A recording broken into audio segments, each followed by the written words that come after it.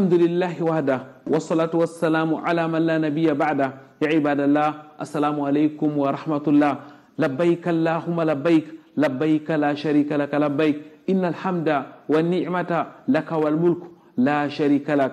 Mesdames, Mademoiselles, Messieurs, dans quelques jours, 10 millions de fidèles musulmans reprendront cette formule, répondant ainsi à l'appel d'Allah exalté soit-il dans le cadre du grand pèlerinage. Un voyage unique en son genre qui nécessite une mobilisation particulière. Mobilisation avant, pendant, mais aussi après le grand pèlerinage.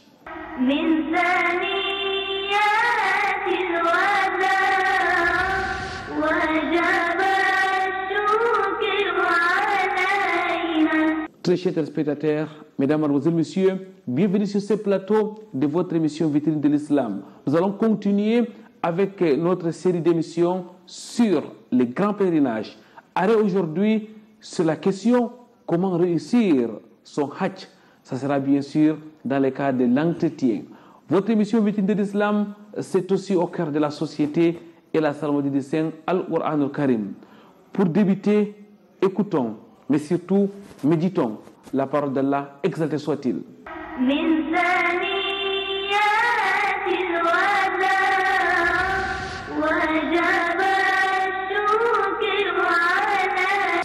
أعوذ بالله من الشيطان الرجيم بسم الله الرحمن الرحيم يا أيها الذين آمنوا كتب عليكم الصيام كما كتب على الذين من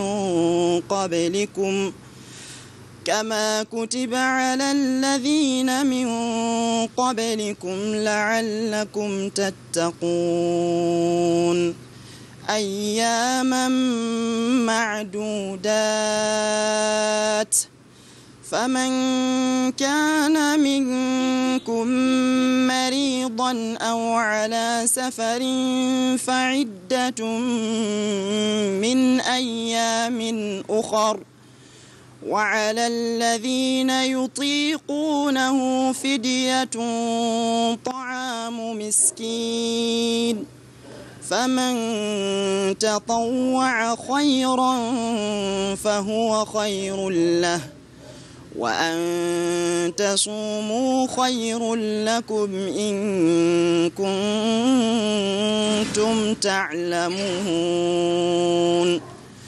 شهر رمضان الذي أنزل فيه القرآن هدى للناس وبينات من الهدى والفرقان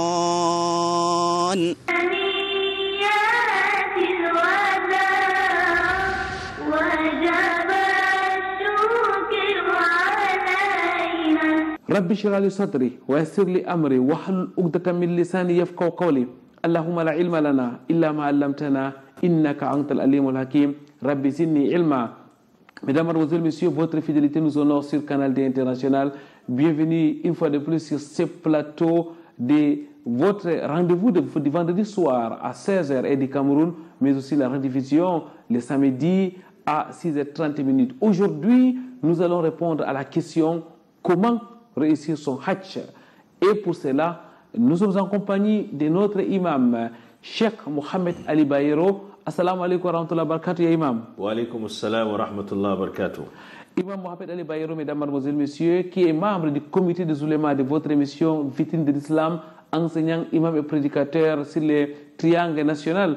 Imam Mohamed Ali Bayero est l'imam de la mosquée Ar-Rawda. Il est aussi le directeur du complexe qui porte le nom. Imam, j'ai fini en soulignant que vous êtes l'un des formateurs des pèlerins ici au Cameroun, notamment dans la ville de Douala, depuis plusieurs années. Et ça fait plusieurs jours que vous êtes en activité formant les pèlerins. Vous êtes en activité répondant aux multiples questions dans le cadre de ces Hajj. Qu'Allah soit-il vous récompense de la plus belle des manières. Et aujourd'hui, nous allons donc, Inch'Allah, aborder cette question avec vous dans le cadre de cette émission. Et avant toute chose, nous allons rappeler à notre téléspectateur la définition du Hajj. Ma huwa al-Hajj? أعوذ بالله من الشيطان الرجيم بسم الله الرحمن الرحيم الحمد لله رب العالمين والصلاة والسلام على أشرف الأنبياء والمرسلين محمد بن عبد الله وعلى آله وصحبه أجمعين وبعد. Déjà, الحج هو قصد الشيء المعظم وإتيان به. C'est-à-dire le Hajj, c'est dans la langue arabe, on dit c'est le qasd al-shay, c'est le fait d'intentionner faire quelque chose et aller vers la chose. Dans d'autres langues, dans le sens dogmatique, on dit qasd baytillahi al-haram li ada'i manasik makhsousa fi zamanin makhsous. C'est intentionner, faire l'intention de se déplacer vers la maison d'Allah Azza wa Jal, sa sainte maison, pour accomplir des rites bien précises pendant une période bien précise.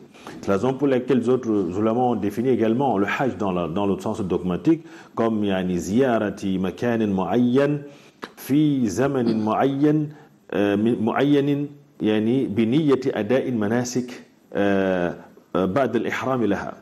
Donc c'est le fait de visiter, n'est-ce pas, un endroit bien précis pendant une période bien précise pour accomplir des rites bien précis après avoir accompli sa sacralisation pour cette visite-là. Donc voici donc plusieurs définitions qui sont venues par rapport au Hajj. Ce qu'on retient de toutes ces définitions, le Hajj, c'est ce voyage qu'on intentionne vers la maison sacrée d'Allah Azza wa Jal pendant une période bien précise pour accomplir des rites bien précis. Et ces périodes, comme on les appelle, c'est les périodes, n'est-ce pas, du mois du Hajj, qui sont le mois qui commence, n'est-ce pas, dans le mois de Shawwal, le mois de Dhul Qa'dah et le mois de Dhul Hijjah. Imam, c'est donc une adoration qui nécessite un voyage vers les terres saintes de l'islam pendant une période déterminée qu'Allah vous récompense. Toujours à titre de rappel, Imam, quelles sont les conditions de validité du Hajj? Déjà, le Hajj c'est un acte d'adoration. Qui dit acte d'adoration, déjà, il faut parler déjà que le Hajj c'est un des piliers, parmi les 5 piliers, n'est-ce pas, de l'islam. Qui dit pilier, dit un acte d'adoration très forte. Déjà, la première des conditions, c'est déjà être musulman. Est-ce qu'on a parlé, n'est-ce pas, de l'islam? Il faut déjà être musulman pour pouvoir, n'est-ce pas, accomplir le pèlerinage. La deuxième des choses, avoir sa raison. Parce que lorsqu'une personne n'a pas sa raison, déjà, il est incapable de pouvoir, n'est-ce pas, accomplir un acte d'adoration. La troisième des choses, c'est déjà avoir, n'est-ce pas, les capacités. Qui dit capacité, dit déjà les moyens licites pour pouvoir, n'est-ce pas, l'accomplir. La quatrième des choses, c'est au niveau du moyen de transport. Vous voyez, le moyen de transport aujourd'hui pour se déplacer pour aller au Hajj, il faut soit aller à pied. À l'époque, nos grands-pères allaient à pied avec les chameaux, avec les ânes. Aujourd'hui, avec, n'est-ce pas, l'avion, c'est plus facilité. La cinquième des choses que les ulama ont demandé, la sécurité, n'est-ce pas, pour pouvoir s'y rendre. Vous vous rappelez, avec la période du Covid, on avait tout cela, mais il n'y avait pas la sécurité par rapport, n'est-ce pas, au déplacement. Donc voilà un peu d'une manière générale ramasser ces conditions que les ulama mettent devant pour pouvoir, n'est-ce pas, accomplir le Hajj, certes qui est d'abord précédé par ce pilier indispensable dans tout acte d'adoration qui est quoi? Une intention sincère. Et je précise également par rapport au cas du Hajj, lorsque j'ai parlé des moyens, il faut que ce soit des moyens qui sont licites.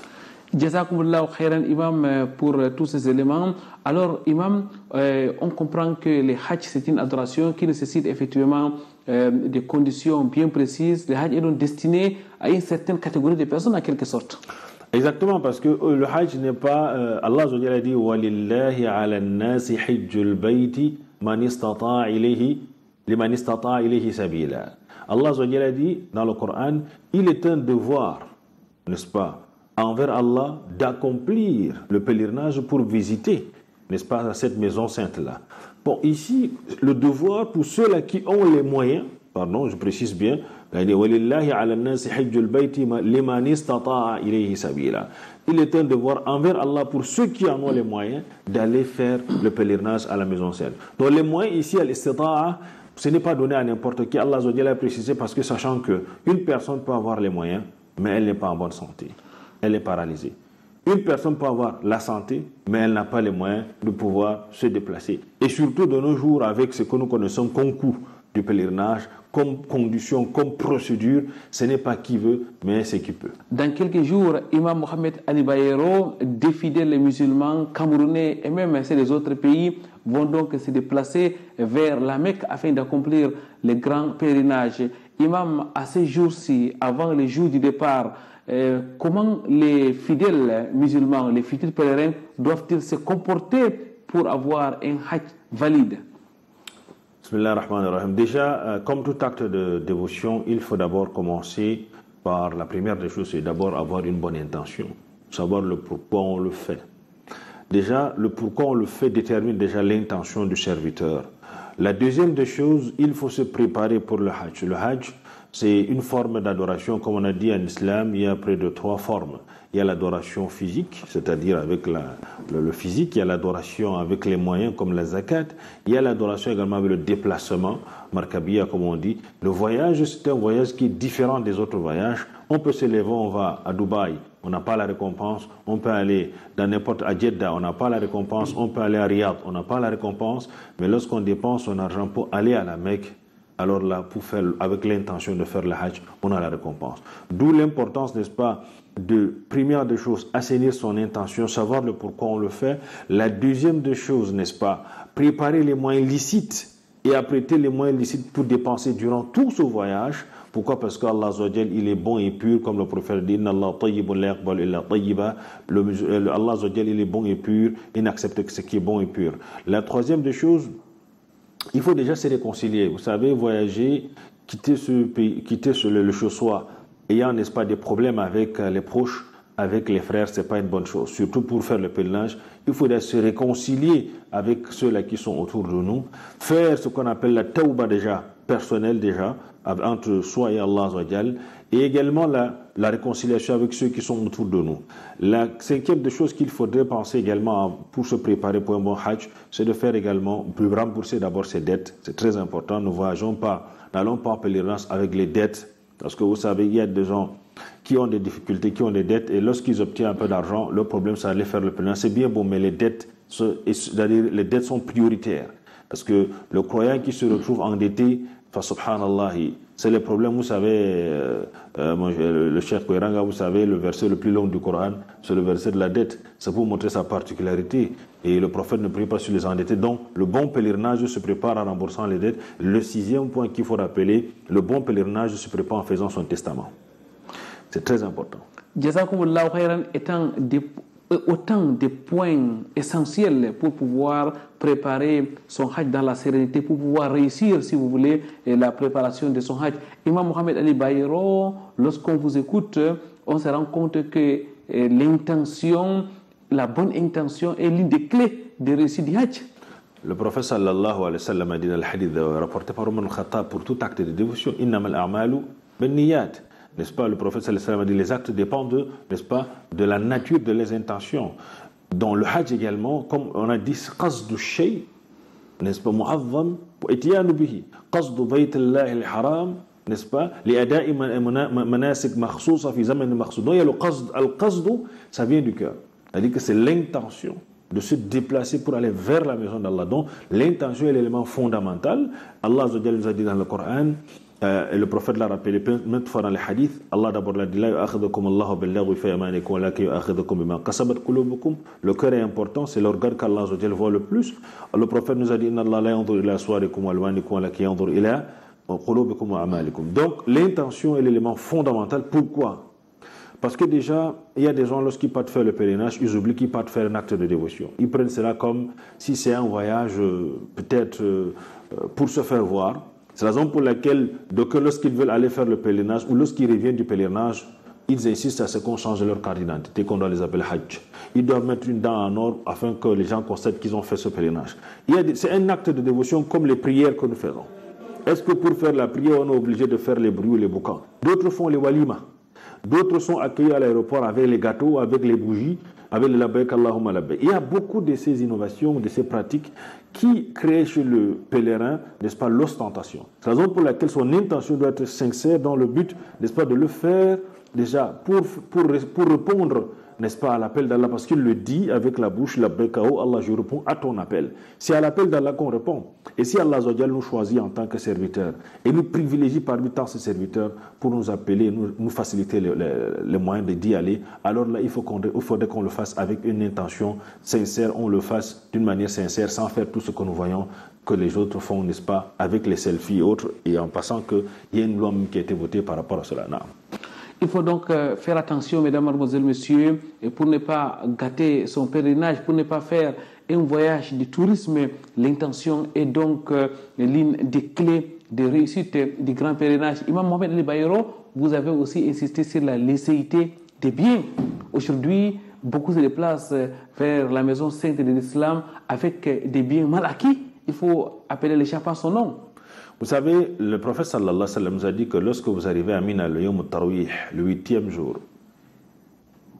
le pèlerin est en pleine talbiya. Labbaik Allahumma labbaik, labbaik la sharika laka labbaik. Il y a une voix qui lui répond. Si ces fonds sont licites, les fonds avec lesquels il voyage sont licites, on va lui dire, la voix va lui dire labbaik wa sa'adik. Tu as certes répondu à l'appel et tu seras heureux. Mais ce voyage sera une source de bonheur pour toi parce que tu vas rentrer, n'est-ce pas, de ce voyage-là étant pardonné de tous tes péchés. Tu vas renaître durant ce voyage. Mais dans le cas où ces moyens ne sont pas licites, alors là, la voix va lui répondre en disant la labbaik wa la sa'adik. Tu n'as pas certes répondu à l'appel et tu ne seras pas heureux. Ce sera un tourisme. Comme beaucoup d'autres partent avec l'argent de la voyance, d'autres c'est avec l'argent de la corruption, d'autres c'est avec les détournements des fonds qu'ils partent. Ça ne va pas les servir. C'est un voyage de tourisme tout simplement. Ils vont devenir, mais ils n'auront rien auprès d'Allah parce qu'Allah nous a dit, d'après les enseignements également du prophète sallallahu alayhi wa sallam, Inna Allah tayyibun la yaqbalu illa tayyiba. N'est-ce pas, Allah il est bon et pur et il n'agrée que ce qui est bon et pur. Non. Imam, vous avez aussi insisté sur les testaments, Imam. Que doit-on savoir par rapport au testament que les pèlerins doivent écrire avant de faire le voyage? Déjà dans son testament, le musulman, le prophète sallallahu alayhi wa sallam, d'après le hadith d'Abdullah ibn Umar radiyallahu anhu, il a dit qu'il n'incombe pas un croyant, n'est-ce pas, de passer une nuit sans avoir eu à son chevet son testament déjà écrit. Parce qu'on ne sait pas quand est-ce qu'on peut partir. Il y a beaucoup de choses qu'on a devant nous. On a des doléances, on a des dettes, on a des engagements. Tout cela, le musulman doit mentionner. On ne sait jamais avant de quitter, n'est-ce pas, pour aller au pèlerinage. Il faut déjà écrire tout cela. Si vous n'avez pas eu à faire, vous écrivez votre testament. Vous mentionnez vos legs, si vous avez vos dettes que vous avez eu peut-être à contracter pour que les gens sachent. Parce qu'il y a des gens qui partent au pèlerinage. Subhanallah, il y a des cas où la personne, peut-être c'est un appel d'Allah, et en même temps, c'est là où il va aller se coucher. Il y a eu des cas comme ça. Donc on ne sait jamais. Si on quitte pour ce long voyage, il faut donc prendre cette disposition pour au moins clarifier sa situation au sein de sa famille, qu'on sache au moins les engagements que nous avons, les dettes que nous avons, les gens qui nous doivent, les legs qu'on veut faire, tout cela doit être mentionné. Déjà, ce n'est pas seulement pour le pèlerinage, en tout temps le musulman devrait le faire en général. Donc, et particulièrement pour le pèlerinage parce que c'est un voyage très loin et c'est-à-dire il y a beaucoup, n'est-ce pas, de risques parce que le voyage, c'est carrément une série de choses qu'on va rencontrer. C'est la raison pour laquelle, parmi les recommandations du pèlerinage, c'est d'écrire son testament en noir sur blanc et remettre, n'est-ce pas, aux membres, aux proches et aux membres de la famille. Imam Mohamed Ali Bayero, beaucoup fuient le testament parce qu'ils ont l'impression qu'en rédigeant ce testament, comme il appelait la mort, comme il se rapprochait de la mort. Qui dit-il à tout cela? Vous savez, c'est beaucoup plus l'idée qui vient dans l'esprit de ceux-là qui comprennent cela. Mais sans savoir que le testament, c'est dit dans le Coran. Allah a demandé, n'est-ce pas, que le croyant doit écrire son testament. Il ne doit même pas dormir sans son testament. Le testament, c'est vos recommandations, vos engagements. Il y a des choses, il y a des parents qu'on a connus ici. Ils sont décédés, mais les enfants n'ont pas de traces de ce qu'ils ont même eu à faire. Les gens qui les doivent, tout ce qu'ils ont, ils ne connaissent pas. Même certaines choses, des informations personnelles, ils ne connaissent pas. Or, le testament, c'est une manière déjà même de se protéger. Et protéger, n'est-ce pas, même sa propre famille de certaines choses. Vous savez, le testament n'est pas synonyme automatiquement de ce qu'on va laisser, parce que le testament par rapport à l'héritage, c'est déjà mentionné dans le Coran. Allah a déjà dit comment on va partager, n'est-ce pas, les biens après le décès du croyant. Mais le testament recèle les informations personnelles les volontés, les dernières volontés, qui va me laver, qui va faire ceci, si je ne suis pas là, on ne sait jamais. Voilà là où je me suis engagé ici, voilà mes dettes ici, voilà ceux-là qui me doivent, voilà les engagements que je fais. Vous savez qu'il y a des gens qui ont sur leur charge des orphelins. Et ils sont discrets. Mais s'ils ne mentionnent pas quelque part qu'on ne sait jamais, dans mes fonds, voilà ce que j'enlève pour retirer, pour enlever, pour donner à tel. Si on ne connaît pas, c'est très difficile. Donc, il faut donc tout cela pour confirmer. Il y a un des imams, un grand imam parmi les imams à la Mecque, sans mentionner peut-être son nom, il est décédé, rahmatullah alayh. C'est son fils qui vient témoigner, il dit que mon père, son salaire, il divise son salaire en 3. C'est-à-dire qu'il y a les 2 tiers pour la famille, et 1 tiers, il s'occupe des veuves et des orphelins. Il m'a rappelé ça, qu'il a mentionné ça dans son testament, et qu'on doit appliquer ça même après son départ, par rapport à sa pension. Donc vous voyez, des pareilles informations, c'est personnel entre le serviteur et son créateur. Il les mentionne, on ne sait jamais, après lui, que le travail continue. Jazakumullahu khairan, Imam, barakallahu fik. Nous espérons que les futurs pèlerins ont pris note, et même les fidèles musulmans, tout simplement, car il s'agit, mesdames, mademoiselles, messieurs, d'un acte sunnatique. Il s'agit de la sunna du prophète Mohammed sallallahu alayhi wa sallam, que d'écrire son testament, que de mettre de l'ordre dans sa vie, que de mettre les points sur les i, mesdames, mademoiselles, messieurs, car on ne sait pas quand on sortira de ces bas mondes. On va profiter de l'occasion, mesdames, mademoiselles, messieurs, pour prendre une courte pause. Nous allons vous rejoindre chez vous, autour de vous, au cœur de la société.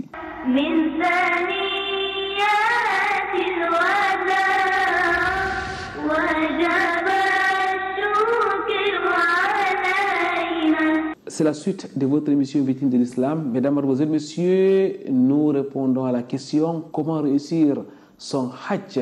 Et nous sommes en compagnie de notre imam, Imam Mohamed Ali Bayero, imam principal de la mosquée Ar-Raouda, directeur du complexe qui porte le même nom, formateur des pèlerins, mesdames, mademoiselles, messieurs, depuis plusieurs années.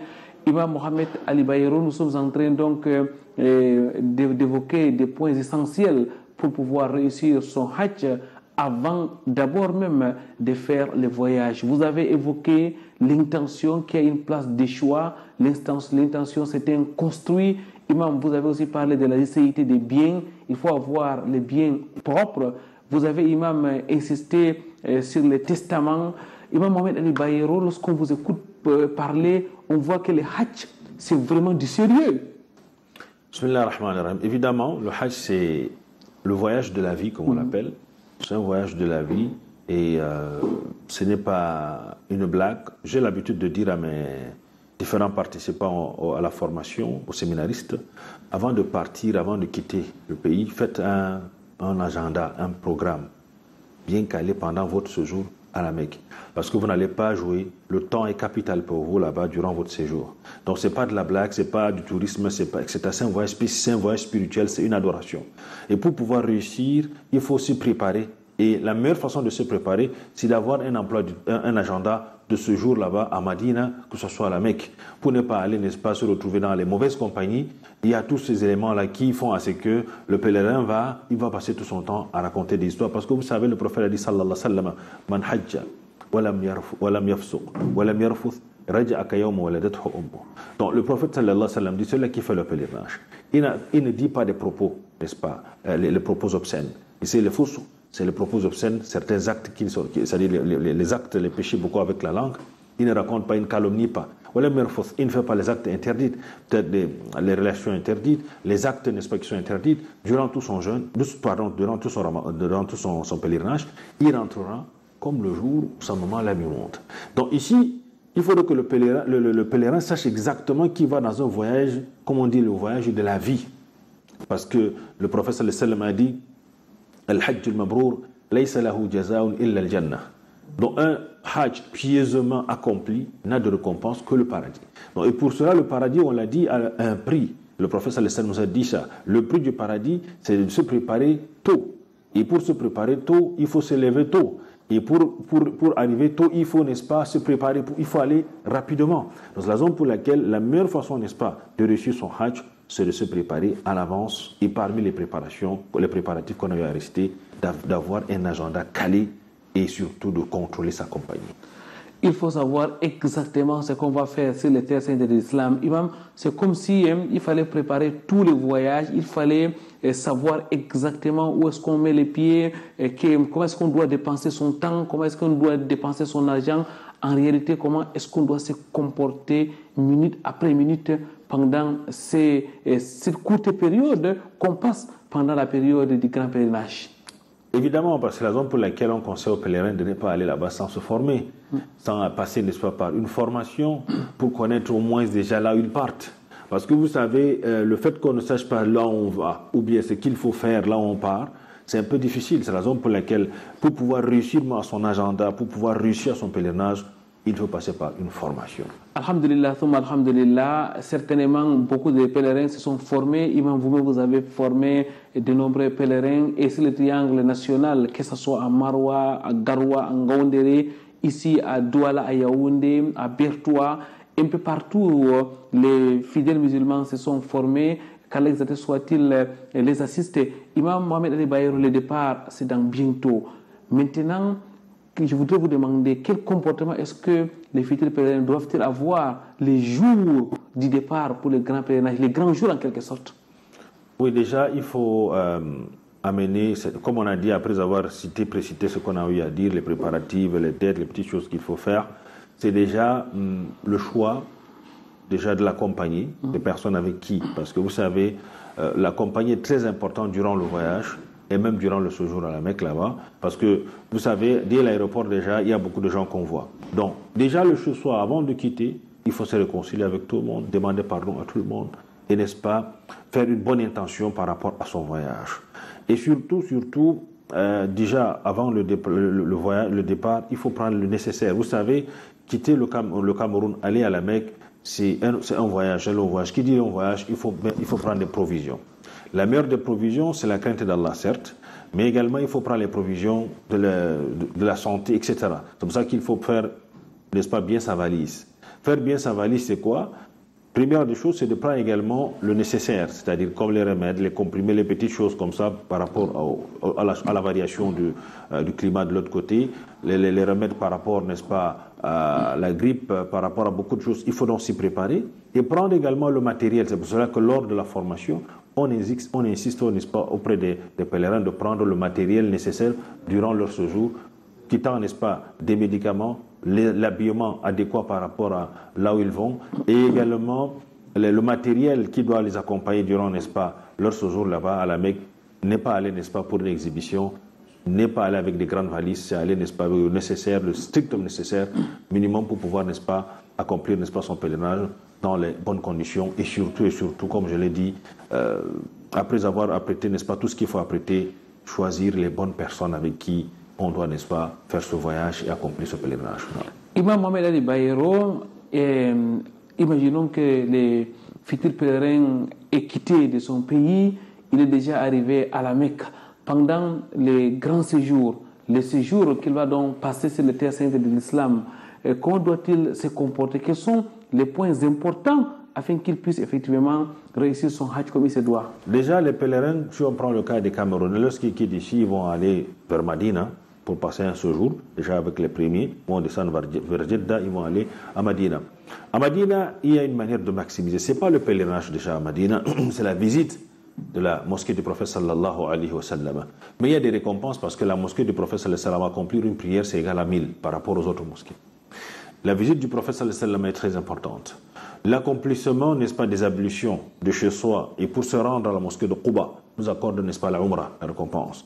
Donc, le pèlerin déjà à Madina, s'il va passer vers Madina, comme les pèlerins camerounais, ils peuvent déjà maximiser plusieurs Umrah en allant où? En allant à Quba chaque jour, n'est-ce pas, ayant fait les ablutions pour aller accomplir une prière dans cette mosquée. C'est déjà un avantage de la Umrah.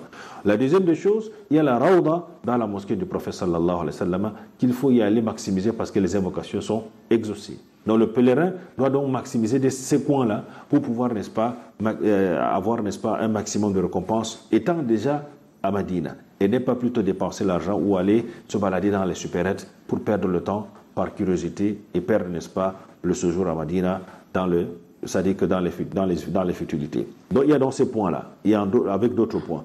Maintenant, arrivé à la Mecque, lorsqu'ils partent, n'est-ce pas, à la Mecque, Imam, peut-être on va d'abord s'arrêter à Madina. Non. Imam, quand on vous écoute, on s'aperçoit qu'en réalité, déjà au niveau de la Médine, il faut se mettre en position d'un serviteur qui est venu engorger autant de récompenses.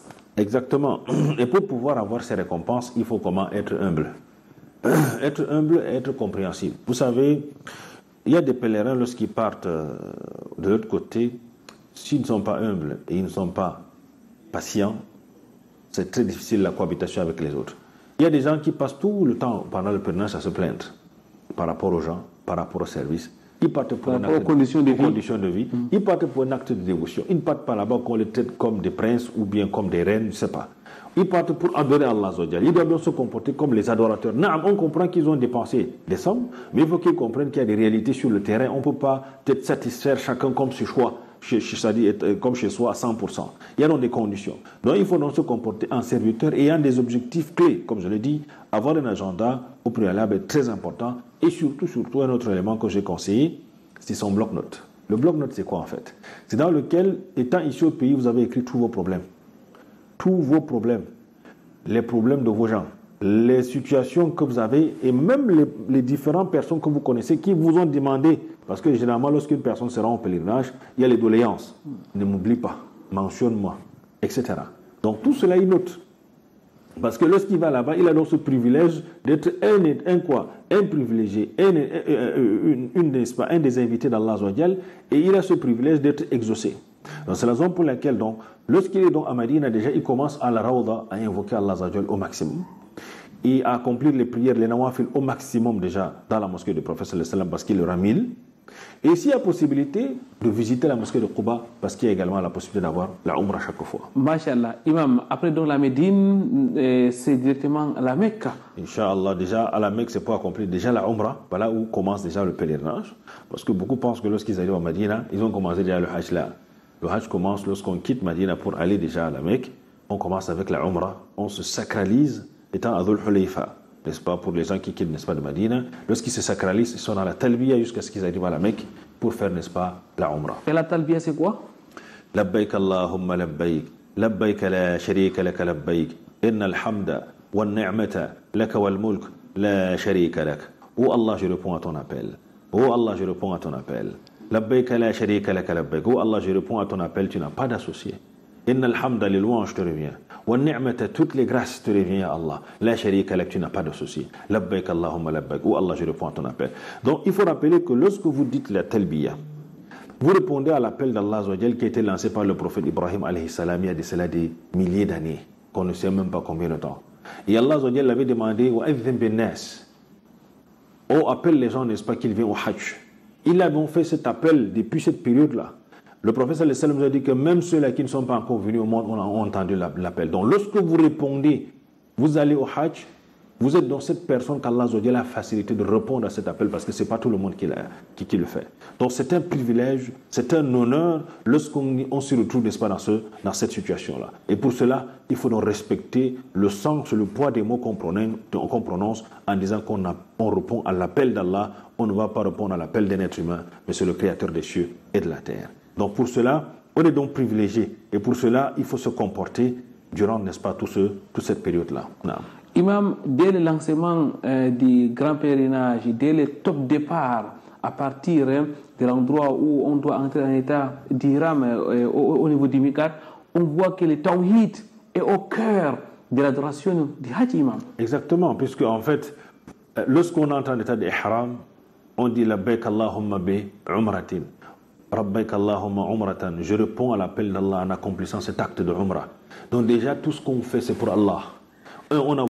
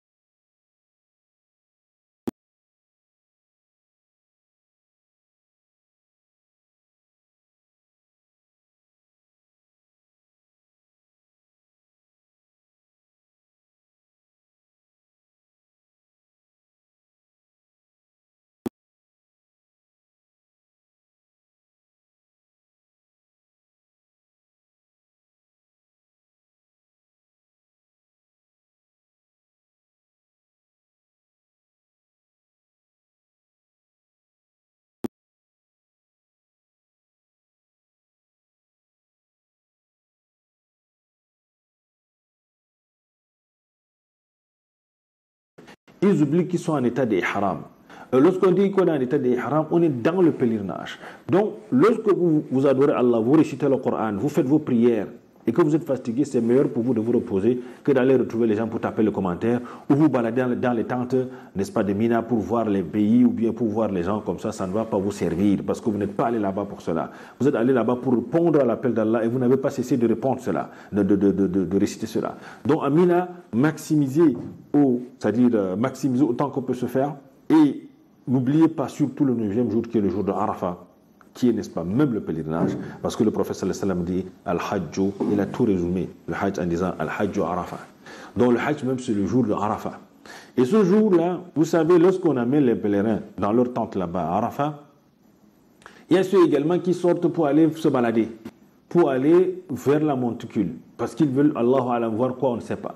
Et se déranger pour rien, se fatiguer, perdre du temps, des heures pour marcher, aller, et perdre du temps pour rentrer. Ils n'auront pas maximisé dans les invocations. Parce que juste après les 2 prières qui seront regroupées, Jam'an wa Qasran, Zuhr et Asr qui seront regroupées, le pèlerin devrait se retirer de côté, sur son tapis, et se retourner vers la Qibla pour soulever ses 2 mains comme le prophète sallallahu alayhi wa sallam le faisait, pour invoquer Allah au maximum, et sans oublier La ilaha illallah wahdahu la sharika la, lahul mulku wa lahul hamdu wa huwa ala kulli shay'in qadir, n'est-ce pas, qui est toujours dans la tawhid. Donc pour cela, le musulman, pendant ce moment-là, ce Arafat-là, c'est tout le pèlerinage se retrouve là-bas. Le bloc-notes doit ressortir pour invoquer Allah, en plus des invocations que nous connaissons, en plus des problèmes que nous avons, en plus des problèmes des gens que nous avons amenés là-bas pour invoquer Allah de solutionner, en plus même de nos morts, tous ces gens-là, les parents, les proches, toutes les personnes que nous aimons, n'est-ce pas, sont les bienvenus pendant ces moments-là. Donc, c'est surtout ce jour-là qu'il faut maximiser et ne pas s'amuser parce que même à Arafat, il y a les gens qui continuent avec, n'est-ce pas, d'autres activités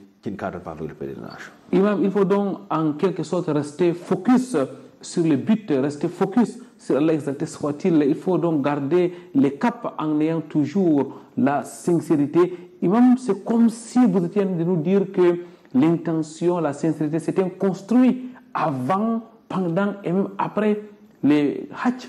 Exactement. Vous savez, lorsqu'on était sur les bancs à l'université, les savants, à chaque fois lorsqu'ils venaient pour nous enseigner, ils disaient renouveler chaque fois vos intentions. C'est-à-dire que même si tu es sur les bancs, tu es allé pour étudier, il faut chaque fois, parce que quelque chose en route peut venir perturber ton intention, tu changes carrément. Il y a des gens qui avaient l'intention de faire telle chose en route, ils dévient. Pourquoi? Parce que le démon ne vous laisse pas. Les minal-jinnati wan-nas ne vont pas vous laisser. Parce que vous allez pour quelque chose, n'est-ce pas, de particulier, de très important. Et le sachez que le démon a dit Inna shaytan lakum adu, fattakhidhu aduwa.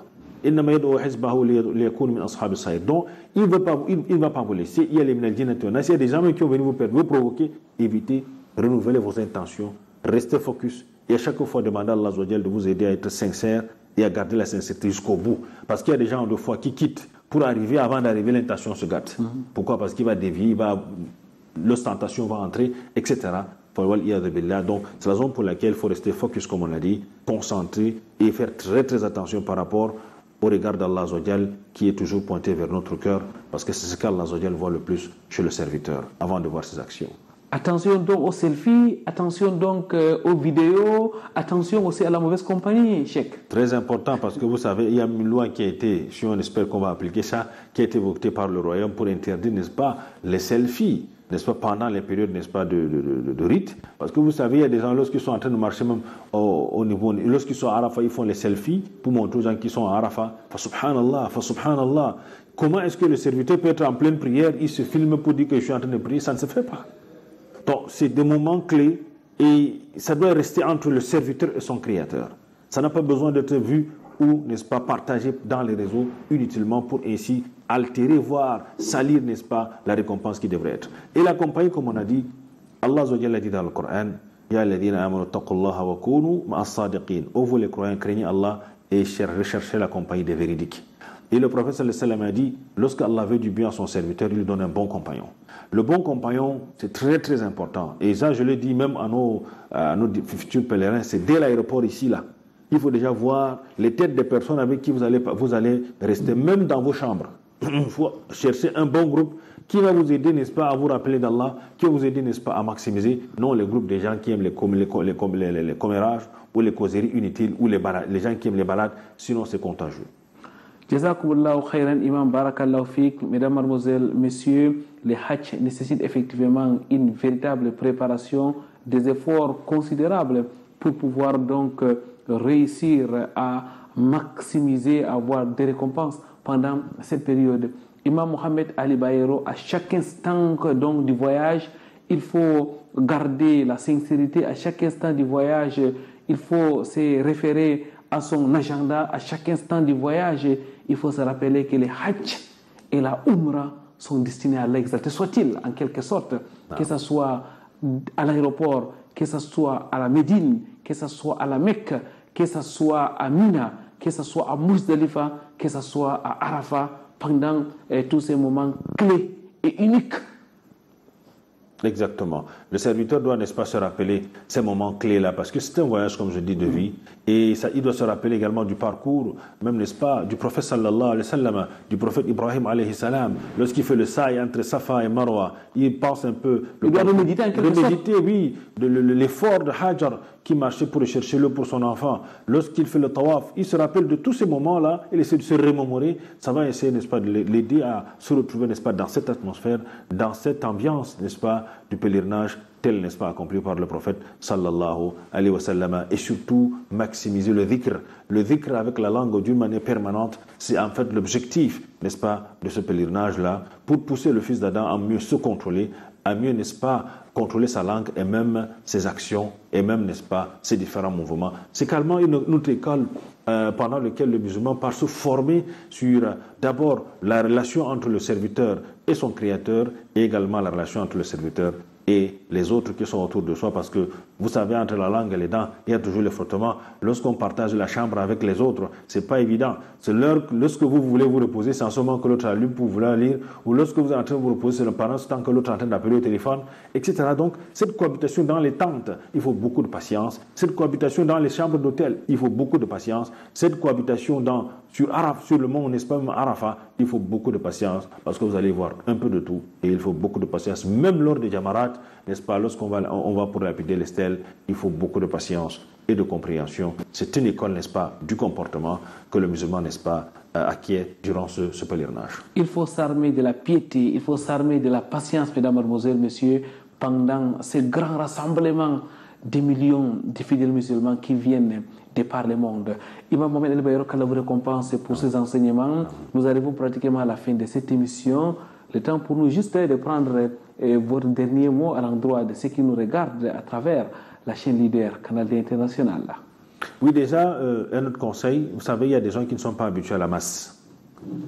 Lorsqu'ils arrivent au pèlerinage, lorsqu'ils arrivent par exemple à la Kaaba, ou ils arrivent à la Masjid al-Haram, ils sont un peu, c'est comme si leur cerveau plantait, comme on dit. Ils paniquent. Il y a des gens de fois comme ça, ils se perdent carrément, ils oublient même ce qu'ils devaient faire.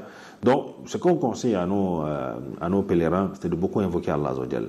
Le dhikr reste, n'est-ce pas, un des moyens qui donne la force aux croyants dans toutes les situations.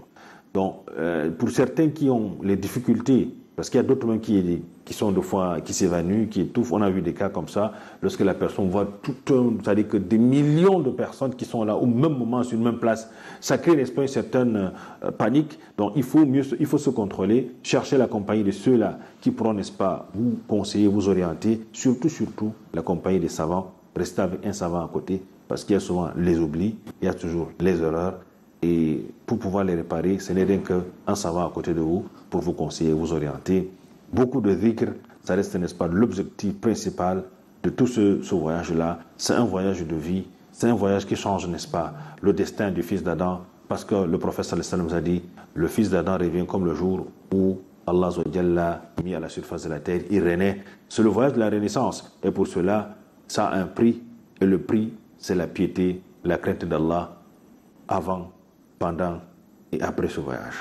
Merci Imam Mohamed Ali Bayero, imam principal de la mosquée à Raouda. Mesdames, Mademoiselles, Messieurs, qu'Allah exalté soit-il nous facilite l'accomplissement de ces 5e piliers de l'islam. Oh, toi, futur pèlerin, accomplis le Hajj pour Allah exalté soit-il. Allah ne dit-il pas dans son glorieux Coran, accomplis le Hajj et la Umrah pour Allah. C'est une adoration destinée uniquement et exclusivement à Allah. Exalté soit-il. Sur ce, subhanakallahumma wa bihamdik, ashhadu an la ilaha illa anta astaghfiruka wa atubu ilaik. Wa assalamu alaikum wa rahmatullahi wa barakatuh.